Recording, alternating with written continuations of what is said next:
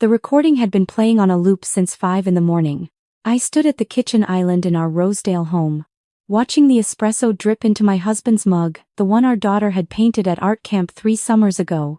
His name spelled out in careful blue letters, and I listened to his voice fill the room like something that had been waiting to be let out. "She's decorative," he said. Renata's laugh came after, low and settled, the laugh of a woman who believes she has already won.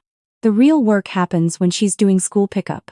I had stood in that hotel corridor for 13 minutes the previous evening, my emerald dress and my champagne flute and my smile all perfectly in order, holding my phone to the gap in the conference room door and letting it record everything. The espresso finished. I set the mug in its usual spot beside the Globe and Mail. My hands were completely still.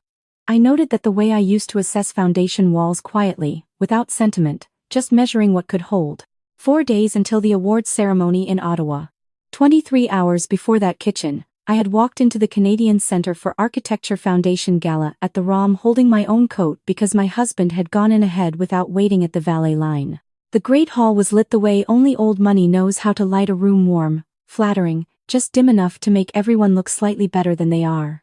I found him at the drinks table, his hand already at the small of Renata's back. She was wearing red. I want to be careful here. I don't think of myself as someone who reads too much into things. I am an architect. I deal in facts, in angles, in what light actually does versus what you want it to do. But when you have spent 9 years watching a person slowly, methodically move the camera off you and onto someone else, you start to notice every shift. A senior colleague, a man who had known my husband since Ryerson, and who had watched me redesign the Harbourfront mixed-use project 3 times over 18 months, until the proportions were right, walked over and shook their hands. "The Governor-General's Medal shortlist," he said, beaming. "Who do we have to thank?" My husband's arm moved from Renata's back to her shoulders. "This woman right here," he said. "She has been the creative engine of this firm since day one.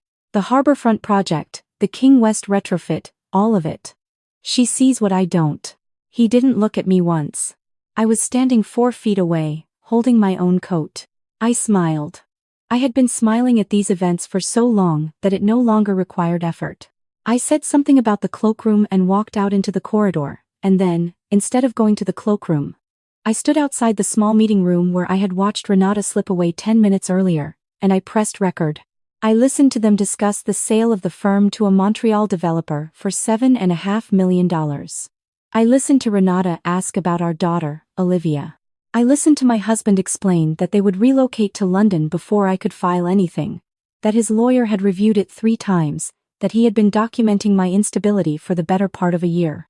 I stood there until the salmon tartare service began.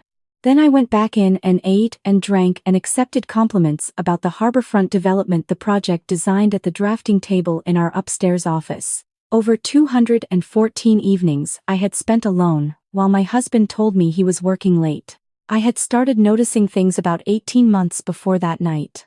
Small things, the way you notice a hairline crack in a foundation, nothing alarming alone, but enough to make you look harder. My name had begun to disappear from project files. Not dramatically, not all at once. Just a gradual migration. Lead architect became project contributor became, eventually, nothing at all. I had flagged it twice as an administrative error. My husband had kissed my temple and called IT. 6 months before the gala, I had started keeping my own records.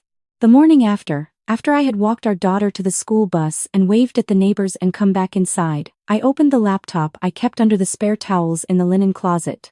Everything I had quietly transferred over those 6 months was their AutoCAD source files with their original timestamps, version histories, client correspondence addressed specifically to me, a paper trail that the firm's IT department had scrubbed from the shared server but that I had mirrored, one file at a time, without urgency and without hesitation.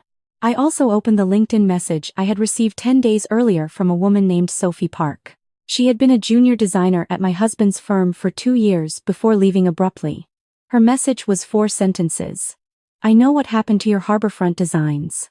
I kept copies of the original timestamp logs before they changed the system.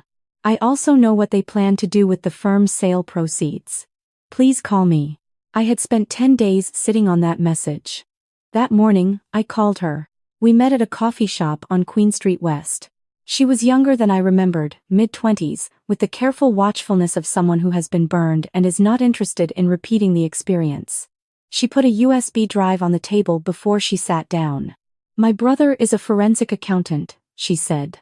"When I left the firm and noticed what was happening to the award filings, I had him look at the financials. They've been running personal expenses through the corporate accounts for 3 years, renovations at a London flat, vehicles, clothing. The more significant issue is a numbered corporation they established 18 months ago. Substantially, all of the firm's intellectual property was transferred into it. When they sell to the Montreal buyer, the proceeds go to the corporation. Not to the firm, not to any partnership. And not to you. Why are you helping me?" She was quiet for a moment. "Because the harborfront design is mine too.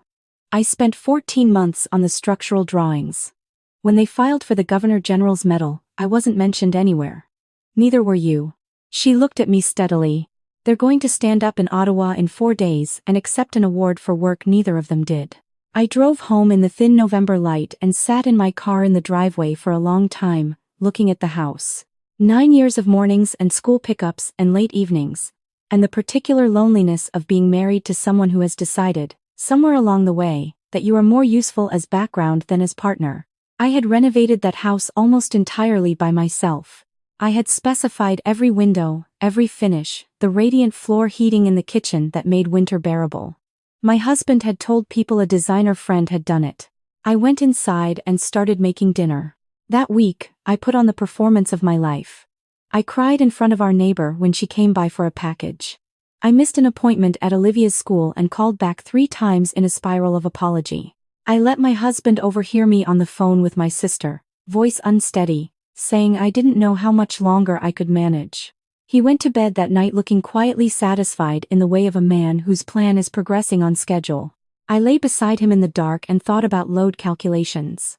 Sophie's brother, David, had been building his file for months alongside someone with connections to the RCMP Financial Crimes Unit.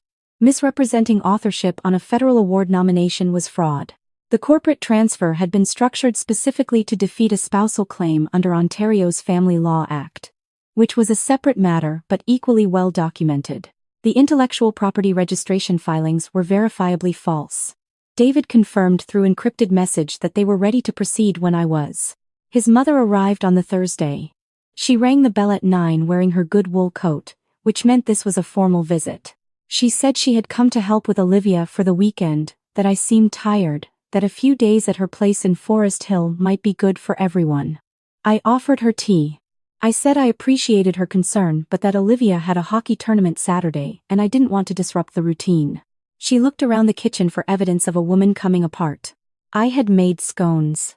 "You should think about what's best for Olivia," she said, setting down her cup. "Children feel tension. They're perceptive. If things between you and my son are difficult, it's worth considering whether a more stable environment." "I appreciate your concern," I said again, and I meant it as a closing statement, and she recognized it as one. She left 20 minutes later. I stood at the window and watched her drive away. She had known. Probably for months. The whole family had likely weighed in and chosen a side before I knew there were sides to choose from. That evening, my husband mentioned over dinner that he needed to fly to Ottawa Friday morning for pre-ceremony meetings, that he'd see me and Olivia at the reception Saturday. He said it the way you announce something already decided. I nodded and cleared the plates. After Olivia was in bed, I went to his office and sat at his computer. His password was Olivia's birthday. It had always been Olivia's birthday. That had been the one thing that still made me feel something. For a long time. In his sent folder I found flight confirmations to London, himself, Renata, and a child listed as Olivia. Departure December 28th. Christmas, then gone. I found the lawyer correspondence laying out the strategy establish primary residence in the UK before I could obtain a court order. Then, let the international relocation become a fait accompli that would require a Hague Convention application to challenge. Taking years, while Olivia grew settled in a life that hadn't included me. The London flat had been renovated the previous spring. I recognized the invoice address. I had thought it was a client property. I photographed everything, cleared the browser history, washed the dinner dishes, and did Olivia's lunchbox for the morning. The hockey tournament Saturday was at a rink near Lawrence Avenue. I sat in the cold stands and watched Olivia skate. She was a decent left-winger, determined in the corners, and I texted David that we were ready to proceed. He confirmed that the RCMP officers would be positioned Monday. The Royal Architectural Institute of Canada had been notified. The Ottawa venue's AV contact had been reached through Sophie, who had worked there briefly and was owed a favor. I drank Tim Hortons from a paper cup. Olivia scored an assist in the third period and looked up into the stands to find me, and I waved and thought, "You will understand someday what this week required. I hope you never need to." Monday. The Governor-General's Medals in Architecture presentation was held at the National Arts Centre in Ottawa.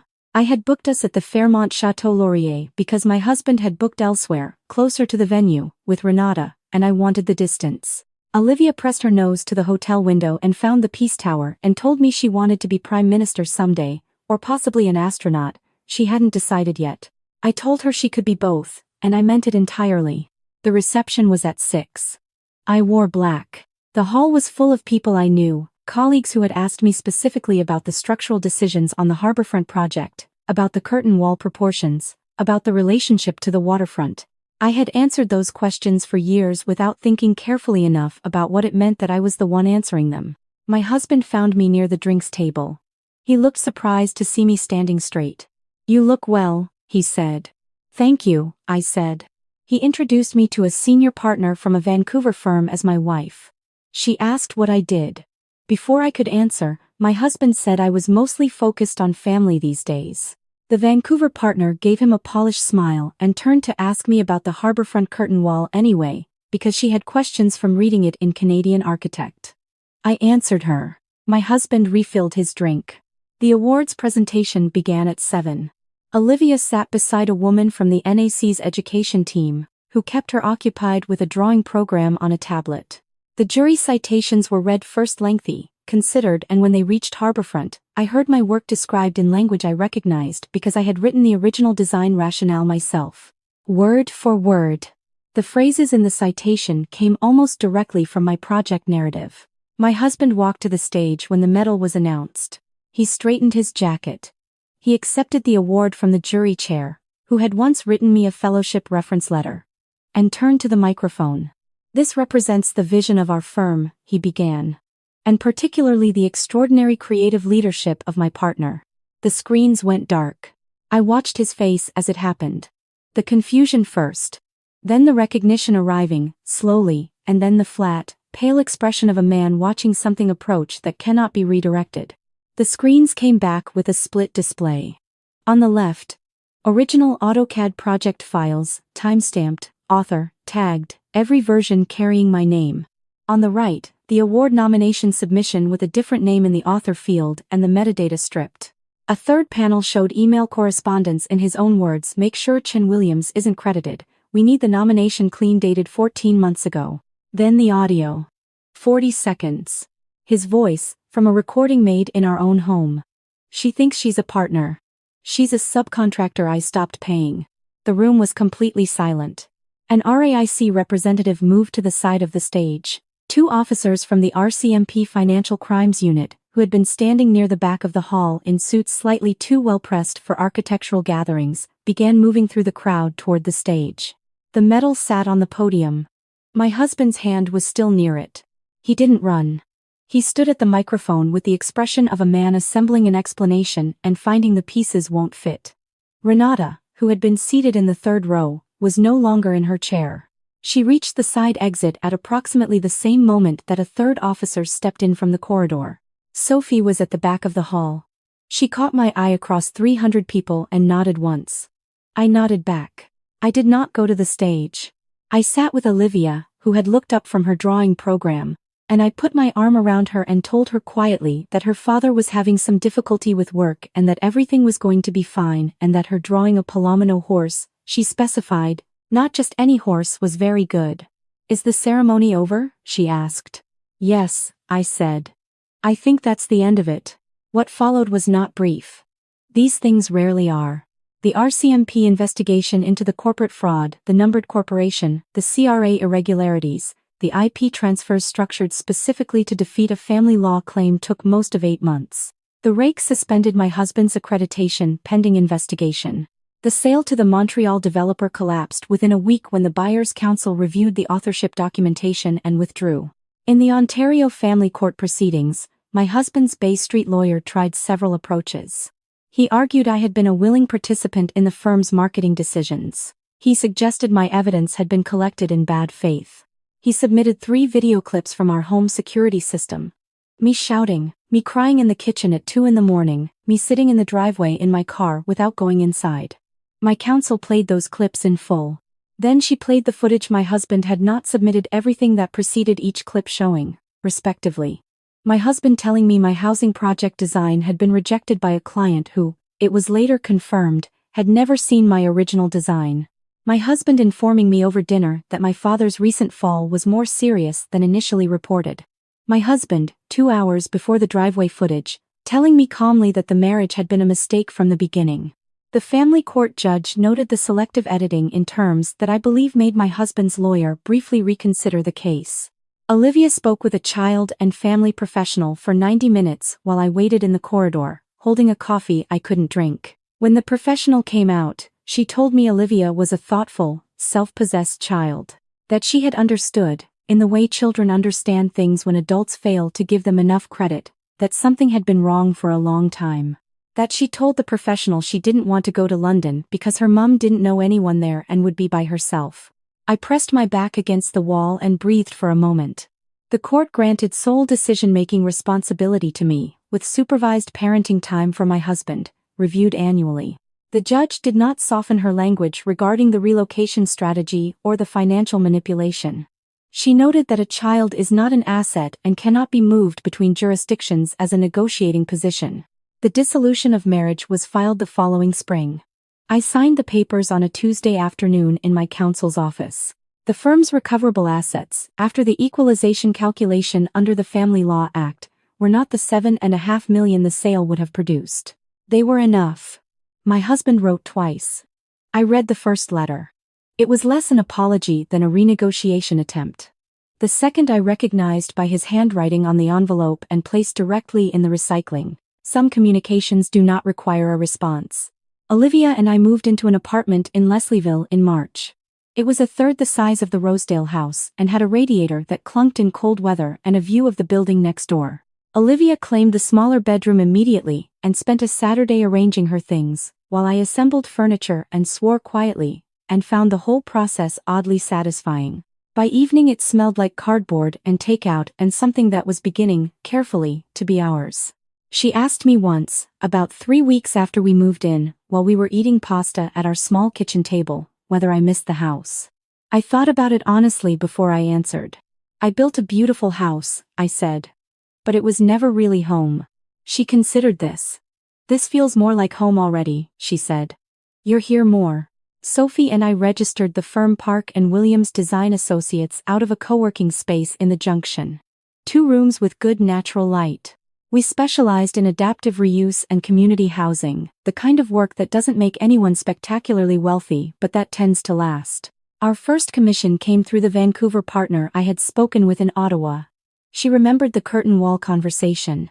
She said she preferred working with architects who understood what they'd actually designed. Our second commission came before the first was finished.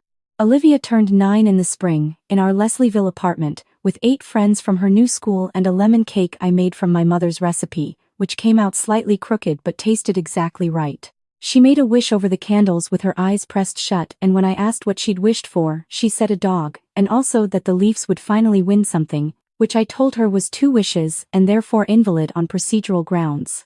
And she said she was willing to accept the risk. 2 months later, we adopted a medium-sized rescue with impractical ears and an extremely sincere approach to affection. Olivia named her Maple. On a Tuesday evening in late October, I was at my drafting table, finishing specifications for a community housing project in Hamilton when Sophie sent a message. New inquiry from Vancouver. Larger scale. They asked specifically for us. Then, a moment later. Also new issue of Canadian Architect. Page 14. Page 14 was the Harbourfront project. The author credit had been corrected. Lead architect. Maya Chen-Williams. Structural drawings. Sophie Park. I set down my pencil. From the living room came the sound of the television, Olivia watching one of her baking competitions. Maple clicked across the hardwood and settled under my chair. On the wall above the drafting table was a crayon drawing of the dog labeled in the lower right corner in the handwriting of someone who is 9 and certain Williams. I had spent years making myself smaller, so that a man with an important name on a firm door would have more room to expand. I had believed, for a long time, that this was what partnership looked like. That tending to someone else's ambition was a fair exchange for not being alone. What I know now, what I learned standing in a hotel corridor in November with my phone pressed to a door and my hands completely still, is that the clearest view of a structure is always from the outside. And that some things you believe are load-bearing, aren't. You only find out what's truly holding the weight when you stop pretending the cracks aren't there. Olivia called from the living room that someone had just dropped their cake. Maple's ears lifted. The radiator made its sound. I turned back to my drawings.